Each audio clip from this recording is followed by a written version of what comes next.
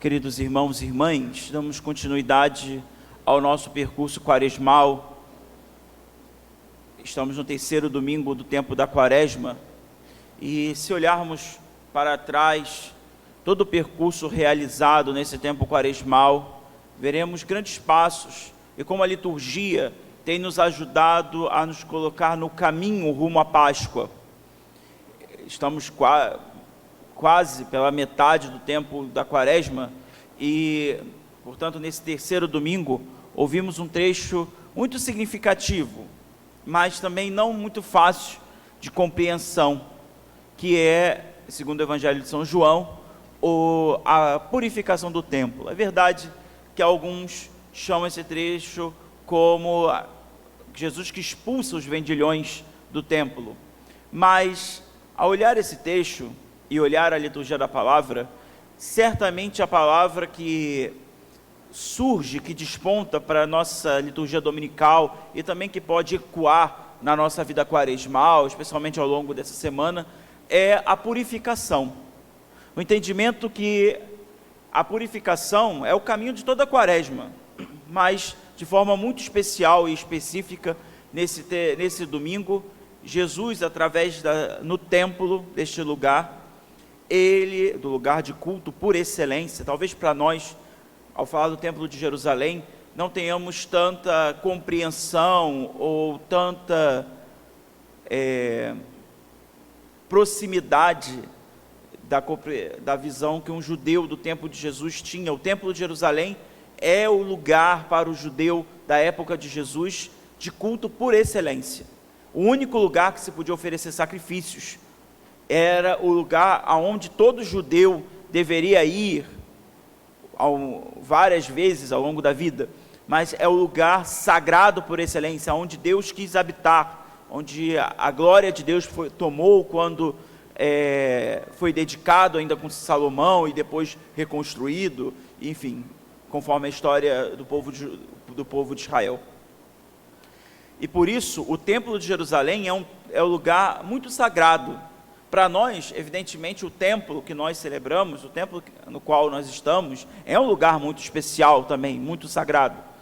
Portanto, nós temos várias compreensões sobre templo e temos vários templos, mas os judeus não, concentravam toda a sua realidade cultica num único templo, o templo de Jerusalém.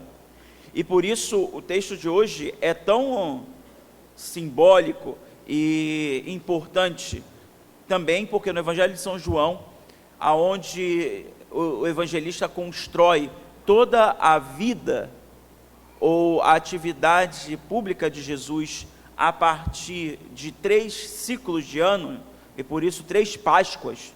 Os sinóticos fazem só a partir de um ano, a maioria das vezes, mas numa única Páscoa, e por isso os sinóticos colocam esse trecho mais próximo da morte de Jesus, enquanto São João coloca mais no início do ministério.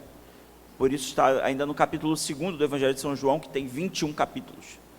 O fato para nós importante é pensar o quanto é sagrado o templo, o quanto que o templo de Jerusalém tem uma importância fundamental no culto, na vida cultual do povo de Israel, do povo judeu, e a atitude de Jesus por causa disso. A atitude de Jesus de expulsar, muita gente fica só com ela, quando ele faz um chicote, expulsa os vendilhões e os animais. Alguns comentários e teólogos latino-americanos colocam como se fosse uma ruptura entre ou a purificação do culto judeu, de relações com o dinheiro, e fazem toda uma leitura sociológica do caso. Mas o fato é que Jesus quer dar um sentido ao culto. Ele não quer destruir o culto judeu, mas ele quer dar um sentido, e é verdade, por isso que o Evangelho diz que os discípulos, depois da ressurreição, compreenderam o que tinha acontecido. Quando Jesus ressuscitou, diz o versículo 22, os discípulos lembraram-se do que ele tinha dito e acreditaram na Escritura e na palavra dele, porque ele vai dar um novo sentido àquilo que a lei mosaica prescrevia. Ele vai dar um novo sentido àquilo que até então o povo vivia cultualmente. Essa purificação não é só exterior, eu diria que não é a mais importante. É claro que no templo precisava vender os animais. Você imagina alguém que precisava oferecer um sacrifício de um novilho gordo, sair da sua casa do norte de Israel ou do sul e carregando um novilho gordo até o templo de Jerusalém. É claro que era mais fácil que levasse o dinheiro e comprasse lá. Isso não há um problema nisso. O fato que Jesus faz com a purificação do templo e com a expulsão dos vendilhões é dar um significado novo a partir do interior. Por isso ele diz: vocês podem destruir esse templo e eu reconstruirei em 3 dias. E isso gera um pânico, porque o templo demorou 46 anos para ser construído. E como que esse homem pode dizer uma coisa dessa? Porque a verdade é que ele quer elevar o culto judaico. O culto que até então se vivia, agora precisa ser elevado, precisa ser colocado plenamente na própria pessoa de nosso Senhor Jesus Cristo. E essa purificação, a purificação não é só uma purificação ritual, mas é uma purificação do modo de enxergarem o culto, o modo de enxergarem o lugar mais sagrado que deveria acontecer. E é nisso que também a liturgia quer nos falar e quer nos tocar. Como purificar não só nossas atitudes, mas purificar o nosso modo de lidar com Deus, a religião. Para quem estudou o catecismo, ou não só o catecismo, mas aprendia assim na escola, né, quando se estudava religião antigamente, embora ainda há religiões. Qual é a primeira virtude da religião? A adoração. A adoração é a primeira. A religião existe para isso, não? É esse o sentido. O que a religião quer causar em primeiro momento? A adoração aqueles que fizeram a aliança com Deus não podem perder por nenhum momento esse pacto que gera um compromisso dos dois lados, um compromisso profundo dos dois lados. Um pacto é isso, é um compromisso não só de uma pessoa, ou no caso do próprio Deus, mas é compromisso dos dois lados, ali profundamente. E é por isso que a liturgia da palavra de hoje traz na primeira leitura um texto bastante longo do livro do Êxodo, mas bastante significativo também, que é o dos 10 mandamentos. Os 10 mandamentos, nós acabamos instrumentalizando um pouco eles e tomamos em sentido negativo. A maioria de nós tem os 10 mandamentos na cabeça. Por quê? Porque eu preciso me confessar. Então é ali que vai ser o critério para eu rastrear os meus pecados. Mas na verdade, os 10 mandamentos são um código da aliança. O povo que tinha feito a aliança com Deus, Deus havia libertado o povo da escravidão, Deus havia feito os seus sinais. Agora, os 10 mandamentos são a forma como que esse povo vai se ordenar em relação a Deus. É o código da aliança. Se você pensar, nós temos vários códigos, né? Na nossa vida social. Quem estuda direito, estuda códigos enormes, códigos reformados, e vai, cada hora, bom, se ainda existe direito, né? Códigos, essas coisas todas, para que não haja algum legislador ou alguém que deva administrar a justiça, que crie jurisprudência ou coisas da sua cabeça, coisas que não existem nesse mundo, com certeza, né? No Brasil, então, é absolutamente que não existe. Mas o fato é que o Código da Aliança serve para mostrar claramente como que o povo deve se conduzir em relação a Deus. Os 10 mandamentos não são simplesmente ou puramente para dizer os nãos, não farás isso, não farás aquilo, mas serve para lembrar como que o povo é livre e como que livremente escolhe a Deus. Deus põe uma proposta, está aqui, ó, os mandamentos. Esse é o código da aliança. E agora vocês devem escolher admitir isso. É uma atitude de liberdade. Os 10 mandamentos não são, em absoluto, uma relação punitiva, mas servem para regular a aliança, para dizer claramente que ali aqueles que o cumprem são verdadeiramente livres, não escravos das suas angústias e dos seus pecados. Eu imagino que todos nós lembremos de cor os mandamentos. Quando a gente fazia a catequese, eu me lembro quando minha catequista era severa, tinha a prova dos 10 mandamentos, prova oral dos 10 mandamentos, tinha que saber de ponta a ponta, ao contrário, da frente para trás, de cima para baixo. Eu decorei mais os mandamentos do que a tabuada, né? Mas o fato, por isso eu sou tão ruim em matemática, e sou padre, né? Mas o fato é que os mandamentos não servem somente para lembrar dos nossos pecados, mas para lembrar a aliança, e o culto de adoração que se dá a Deus é fruto da aliança que se faz, e isso precisa ser purificado. O primeiro mandamento é o fundamento de todos os outros, que talvez nós, na confissão, não o digamos, infelizmente. Isso também aprendi na catequese. O primeiro mandamento que a gente tem que, a primeira coisa quando a gente vai confessar, é aquilo que todo mundo que peca agride: não amei a Deus sobre todas as coisas. Mas raramente a gente diz isso, porque a gente sempre quer ter um subterfúgio de dizer: não, eu amo a Deus, mas quando eu peco, eu deixei de amá-lo, deixei de deixar esse amor de predileção. Ou seja, é o primeiro, esse mandamento. Todas as vezes que nós pecamos, nós vamos contra ele, evidentemente, deixamos de amar a Deus sobre todas as coisas, trocamos o amor de Deus por uma outra coisa. Esse é o fundamento de tudo. Mas começa assim a leitura, o texto de hoje: Deus pronunciou todas estas palavras: eu sou o Senhor teu Deus, que tirou do Egito, da casa da escravidão. Não terás outro Deus além de mim.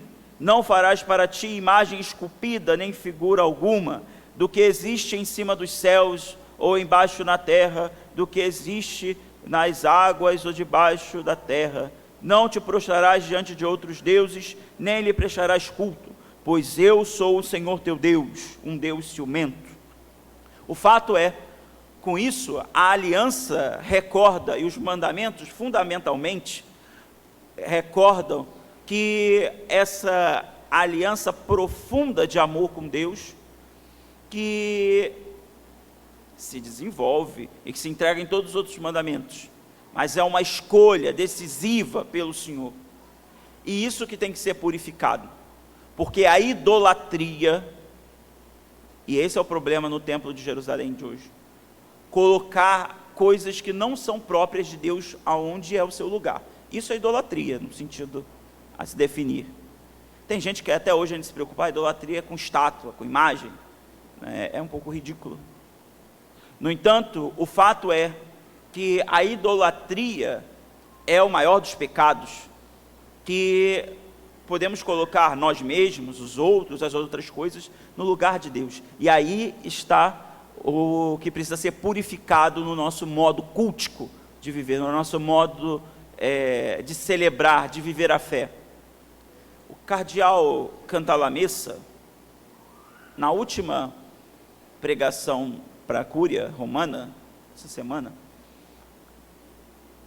ele é o pregador da Casa Pontifícia ainda, e ele falava de 3 deuses, 3 idolatrias do nosso tempo.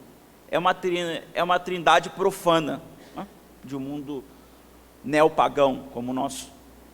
3 coisas que existem muitas outras, mas 3 coisas que claramente existem no nosso mundo e que nós somos cercados por isso, que podem e querem roubar o lugar de Deus, e por isso a gente precisa se purificar disso. 3 coisas: o prazer, o poder e o dinheiro. Pensem bem: o prazer, o poder e o dinheiro. Daí você pode pensar, eu não sofro nada disso, porque eu sou pobre, não tenho dinheiro. Poder sobre o quê? Se eu não tenho nada. E prazer, eu não tenho tempo nem para me divertir. Algumas pessoas podem pensar. Mas isso acontece em escalas diferentes, evidente. O prazer, na maioria das coisas, e na maioria das vezes as pessoas pensam o prazer como ídolo, é o sexo. Hoje em dia tudo é sexo, sexo, sexo. Mas pode ser, é evidente, uma vida desregrada em relação a isso, e é uma dificuldade da vida de muitas pessoas, sobre vários aspectos, desde o sexo com outras pessoas, desde relações em questões de masturbação, pornografia, vários aspectos que assolam mais diversos grupos da nossa sociedade no nosso tempo. Mas é que o prazer não é só isso. O prazer é mais profundo. Quando se pensa, eu só faço aquilo que eu quero, aquilo que eu tenho prazer. Você já deve ter ouvido falar isso alguma vez na vida. Ou você mesmo já disse. Não, eu só faço o que me traz prazer. Não vou à igreja porque não me traz prazer. Abrindo um parênteses em relação a isso, essa semana eu vi um vídeo, é um parênteses, tá certo? Tem a ver, mas é bom para ficar na mensagem para todo mundo. O padre Léo, falecido já, não é? Comentando um fato interessante, ele dizia, uma pessoa perguntou para ele, assim, padre, eu não gosto de ir à missa, posso só ir à missa, assistir a missa online? Não online, não existia muito isso naquela época, missa na TV, né? Missa na TV. Faz efeito? Cumpre o efeito? Sim, disse ele. Claro que faz. É igualzinho quando você está com fome e você olha o comercial de uma comida. Quando você olha o comercial de uma comida, a fome passou. Não é isso? Aí a pessoa ficou, né? Ou seja, é pensar um pouco, às vezes, as nossas formas de prazer. É evidente que há várias circunstâncias, e muita gente que está vendo é enferma, e é uma outra realidade. Mas, só para fechando o parênteses, retornando ao tema principal. O prazer, às vezes, de querer fazer só aquilo que me traz prazer. Gente, a vida, desde que a gente cresce, a gente descobre que a vida de adulto, a gente não faz só o que a gente quer, a gente faz o que a gente tem que fazer, né? Se alguém acha que é adulto, que a vida é fazer o que você quer, você tem uma visão infantil da vida. A vida de adulto, a gente tem que fazer o que tem que fazer. É assim, doendo ou não doendo, bom ou ruim, chovendo ou fazendo sol, a gente tem que fazer o que tem que fazer. É a nossa obrigação. Claro que, psicologicamente, o prazer faz parte da nossa existência. Né? Também não é uma vida sem prazer, não estou falando isso. O problema é um prazer desordenado. Né? O problema é um prazer que eu só faço as coisas que me trazem prazer, ou eu condiciono a minha vida a prazer. Quando eu não tenho nenhum prazer, eu tenho horror à vida. Isso é terrível. A terceira, aliás, o segundo ídolo é o poder. Poder que talvez não esteja muito claro na nossa... Porque a gente pensa em coisas grandiosas. Ser diretor de uma multinacional. Pode ser. Mas o poder aqui, antigamente se dizia, pessoas mais velhas assim, se você quer conhecer uma pessoa, dá poder a ela, não é? O menor dos poderes. Você quer conhecer seu filho, dá uma chave da casa para ele. Me lembro que ganhar a chave de casa é a conquista, né? E você não ganhava a chave assim automaticamente, não. Você tinha que conquistar a chave, né? Mas você pensa, é um poder, o poder era quase quando São Pedro recebeu a chave da mão do Nosso Senhor. Tu és Pedro, e sobre esta pedra, tinha uma entrega solene da chave, né? Quase, era uma coisa assim grandiosa. Mas o fato é pensar que nos poderes pequenos, essa questão de dar poder para conhecer as pessoas, é muito interessante, porque isso é muito verdade. Há pessoas que você dá o poder da chave de um cadeado e a pessoa oprime todas as outras, dizendo que ninguém vai entrar, ninguém vai sair, porque ela tem o poder do cadeado. E aí tem outra porta, todo mundo sai pela outra porta. Não adiantou absolutamente nada.